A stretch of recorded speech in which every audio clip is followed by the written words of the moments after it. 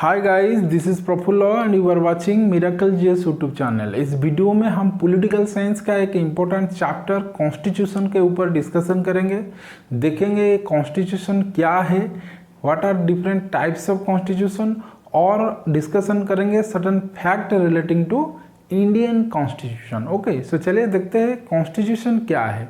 देखिए, कॉन्स्टिट्यूशन मतलब the basic laws of a country which determines the power and duties of the government and the rights and duties of the people in it. So constitution is nothing, ये एक किताब है जिसी में कुछ rules and regulation लिखा हुए हैं और इसी रूल्स एंड रेगुलेशन के आधार पर हमारा देश का जो सरकार है वो काम करता है। ओके, और इसी किताब में लिखा है प्रेसिडेंट कैसे इलेक्ट होगा, प्राइम मिनिस्टर कैसे इलेक्ट होगा, चीफ मिनिस्टर कैसे इलेक्ट होगा, काउंसिल ऑफ मिनिस्टर का काम क्या है।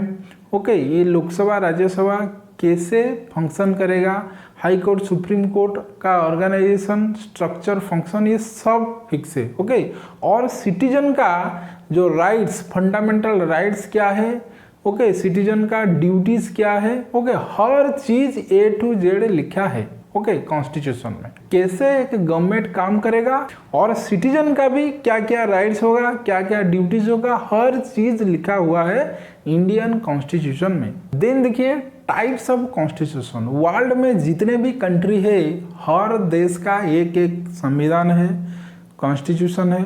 ओके, वो कॉन्स्टिट्यूशन आइदर रिटन है और ऑन रिटन है। ओके, लिखित है, रिटन कॉन्स्टिट्यूशन। रिटन कॉन्स्टिट्यूशन का example India, USA, Australia. On written का एग्जांपल है United kingdom, New Zealand, Israel. Okay, another types of constitution rigid and flexible. देखिए, ये जो दो टाइप रिजिड एंड फ्लेक्सिबल, ये बेस्ड ऑन अमेंडमेंट। देखिए, अमेंडमेंट मतलब चेंज। कॉन्स्टिट्यूशन का कोई भी रूल्स एंड रेगुलेशन को हमको हटाना है और नया रूल्स एंड रेगुलेशन को जोड़ना है कॉन्स्टिट्यूशन में, वो प्रोसीजर को हम कहते हैं amendment. Okay, so on the basis of amendment ये कॉन्स्टिट्यूशन इज आइदर रिजिड और फ्लेक्सिबल। ओके, रिजिड कॉन्स्टिट्यूशन हम किसी को कहेंगे जिसी कॉन्स्टिट्यूशन का रूल्स एंड रेगुलेशन को चेंज करना डिफिकल्ट प्रोसेस होता है, इसी को हम कहते हैं रिजिड कॉन्स्टिट्यूशन। और जिसी कॉन्स्टिट्यूशन का रूल्स एंड रेगुलेशन को चेंज करने का जो तरीका है वो बहुत सिंपल है, इजी है, इसी को हम कहते हैं flexible constitution. Okay, so on the basis of amendment constitution is either rigid और फ्लेक्सिबल। देखिए, रिजिड कॉन्स्टिट्यूशन का एग्जाम्पल है USA, Australia, Switzerland, and flexible constitution का एग्जाम्पल है इंग्लैंड। देखिए, इंग्लैंड का जो कॉन्स्टिट्यूशन है वो है flexible as well as unwritten. Okay, ये ऑन रिटन है एंड फ्लेक्सिबल है। लेकिन इंडिया का जो कॉन्स्टिट्यूशन है वो है written as well as both rigid and flexible. Okay, Indian constitution is called as a mixture of rigidity and flexibility, क्योंकि there are certain rules and regulation in Indian constitution which can be changed in a difficult process. Okay, so for this reason Indian constitution is called as a rigid constitution and there are also certain rules and regulation which can be easily changed by parliament with simple majority. So for this reason Indian constitution is called as a flexible constitution. Okay, so Indian constitution is an example of both rigidity and flexibility. Okay, then चले देखते हैं certain fact about Indian constitution. देखिए, Indian constitution is a written constitution. Okay, Indian constitution is a mixture of a rigidity and flexibility, क्योंकि कुछ rules है जो difficult होता है चेंज करने के लिए और कुछ रूल्स है जो कि इजी होता है चेंज करने के लिए, दैट इज अमेंडमेंट करने के लिए। इसीलिए Indian constitution is a mixture of rigidity and flexibility. Okay, the idea of the constitution of India was first given by M N. Roy. This one is very very important, ये कई बार exam में आ चुका है। ओके, देन देखिए, constitution of India was enacted by constituent assembly. Okay, under the cabinet mission plan in the year 1946। Okay, ये जो कॉन्स्टिट्यूएंट असेंबली ये गठन हुआ था under cabinet mission plan 1946. This one is very important and cabinet mission plan was headed by lord Pethick Lawrence. Okay, this one is important. The Constitution of India was enacted on 26 November 1949 and enforced on 26 January 1950. These two dates are very important for your competitive examination. देखिए, India का जो constitution किसी ने बनाया था constituent assembly ने. Okay, the constitution of India was enacted by constituent assembly. Okay, इन्होंने ये कॉन्स्टिट्यूएंट असेंबली ने 26 नवंबर 1949 को बना दिया था. ओके, बनाकर रेडी कर दिया था, लेकिन 2 महीने बाद इसी को लागू करा गया इंडिया में, दैट इज 26 जनवरी 1950 को.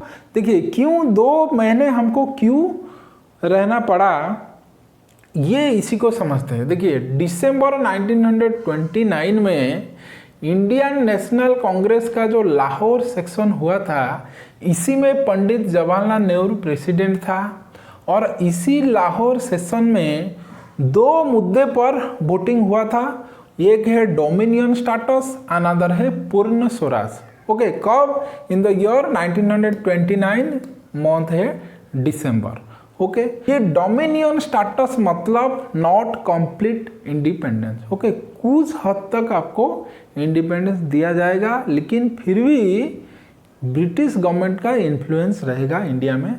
सो जो मेंबर था इंडियन नेशनल कांग्रेस में, मेजॉरिटी मेंबर वोटेड फॉर पूर्ण स्वराज. ओके, लाहौर सेक्शन में 1929 में. और इसी लाहौर सेशन में ये डिसाइड करा गया कि next year in the year 1930 26 January, okay, जनवरी का जो लास्ट संडे है वो पड़ा था 26 को. इसी डेट में हम ऑब्जर्व करेंगे कंप्लीट इंडिपेंडेंस डे. ओके, ये डिसाइड किया गया था Lahore section of Indian national Congress में. और इसी डेट में 26 जनवरी 1930 में ही पूर्ण स्वराज डे इंडिया में सेलिब्रेट हुआ था. ये जो डेट है 26 जनवरी, इसी को हिस्टोरिक रिमेंबर करने के लिए 2 महीने हमको रुकना पड़ा. 26 नवंबर 1949 को हमारा कॉन्स्टिट्यूशन तैयार हो गया था, लेकिन एनफोर्स लागू कब हुआ? 2 महीने बाद, दैट इज 26 जनवरी. ये डेट वेरी इंपॉर्टेंट है क्योंकि ये डेट को हिस्टोरिक बनाने के लिए 26 जनवरी 1930 को हिस्टोरिक बनाने के लिए 26 जनवरी 1950 में हमारा कॉन्स्टिट्यूशन को लागू किया गया इंडिया में. ओके, देखिए इसीलिए 26 November is celebrated as a constitutional day in India. 26 January is celebrated as Republic Day. 15th August is celebrated as Independence Day. Okay, then देखिए Prem Behari Narain Raizada hand wrote the Indian constitution. Okay, India का जो constitution है वो originally printed नहीं है. Okay, वो hand written है and it was written by Prem Behari Narain Raizada. Okay, then देखिए अनदर इंपॉर्टेंट क्वेश्चन. देखिए ये जो कॉन्स्टिट्यूएंट असेंबली ने जो कॉन्स्टिट्यूशन हमारा लिए बनाया है, वो कॉन्स्टिट्यूएंट असेंबली टूक 2 years 11 months and 18 days to complete the constitution of India. This one is important. Okay, 2 साल 11 मंथ 18 दिन लिया है कॉन्स्टिट्यूएंट असेंबली ने कॉन्स्टिट्यूशन ऑफ इंडिया को बनाने के लिए. This one is important. और इसी कॉन्स्टिट्यूशन को बनाने के लिए खर्च कितना हुआ? टोटल एक्सपेंडिचर हुआ 64 लाख. और ये कितना पेज का है? ये है 234 पेजेस का और 13 kg है. हमारा जो कॉन्स्टिट्यूशन है ओरिजिनल कॉन्स्टिट्यूशन वो है 13 kg का और इसी में 234 पेजेस है. ओके, देखिए कॉन्स्टिट्यूएंट असेंबली का जो लास्ट मीटिंग ये कब हुआ था? ये हुआ था 24 जनवरी 1950 को और इसी में 284 मेंबर साइन किया था. Okay, 284 members of the constituent assembly sign the Indian constitution. Okay, Indian constitution को इतने लोग 234 मेंबर ऑफ कॉन्स्टिट्यूएंट असेंबली ने साइन किया था। कब? 24 जनवरी 1950। दिस वन इज इंपॉर्टेंट क्योंकि ये जो डेट है ये है last meeting of constituent assembly. Okay, so 284 members of the Constituent Assembly signed the Indian Constitution at Constitution Hall of Parliament on 24th January 1950. Okay, Indian Constitution is world's largest constitution और it is called as a bag of borrowing. देखिए, Indian constitution को बनाने के लिए constituent assembly का जो member है वो 60 कॉन्स्टिट्यूशन को स्टडी किया है। So by studying 60 different constitution of the world, the members of the constituent assembly created a Indian constitution for us. Okay, so इसीलिए Indian constitution is the largest constitution in the world और bag of borrowing constitution, क्योंकि our constitution का जो principle है वो borrowed है different constitution of the world में। Okay, इसी को हम अलग से वीडियो में डिटेल में डिस्कशन करेंगे और एक कॉन्स्टिट्यूएंट असेंबली को भी हम नेक्स्ट वीडियो में डिटेल में डिस्कशन करेंगे, क्योंकि these two, that is constituent assembly and borrowing principle of Indian constitution are very very important for your competitive exam. Okay, ये दो कॉन्सेप्ट को हम दो अलग वीडियो में डिस्कशन करेंगे। देखिए, इंडियन का जो कॉन्स्टिट्यूशन था, इंडियन कॉन्स्टिट्यूशन ओरिजिनल क्या क्या था इसी में और अब क्या क्या है इसी में। देखिए, ओरिजिनल इंडियन कॉन्स्टिट्यूशन कब ये जो एनफोर्स हुआ था 26 जनवरी 1950 को। इंडिया का कॉन्स्टिट्यूशन में एक प्रियम्बल था, 395 आर्टिकल्स था, 8 शेड्यूल्स था और 22 पार्ट्स था। ओके, लेकिन अमेंडमेंट होकर ये अब चेंज हो गया है। प्रियम्बल था, अभी भी प्रियम्बल है, लेकिन इसी में थोड़ा मॉडिफिकेशन हुआ है।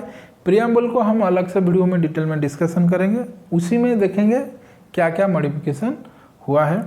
देन ये जो 395 आर्टिकल था वो बढ़कर हो गया 470 आर्टिकल्स, 8 शेड्यूल्स था वो हो गया 12 शेड्यूल्स, 22 पार्ट्स हो गया 25 पार्ट्स और 5 अपेंडाइसेस जोड़ा गया है इंडियन कॉन्स्टिट्यूशन में। ओके, लेकिन देखिए आर्टिकल चेंज हुआ है, इंक्रीज हुआ है 395 से 470, लेकिन जो लास्ट आर्टिकल है इंडियन कॉन्स्टिट्यूशन का वो है 395।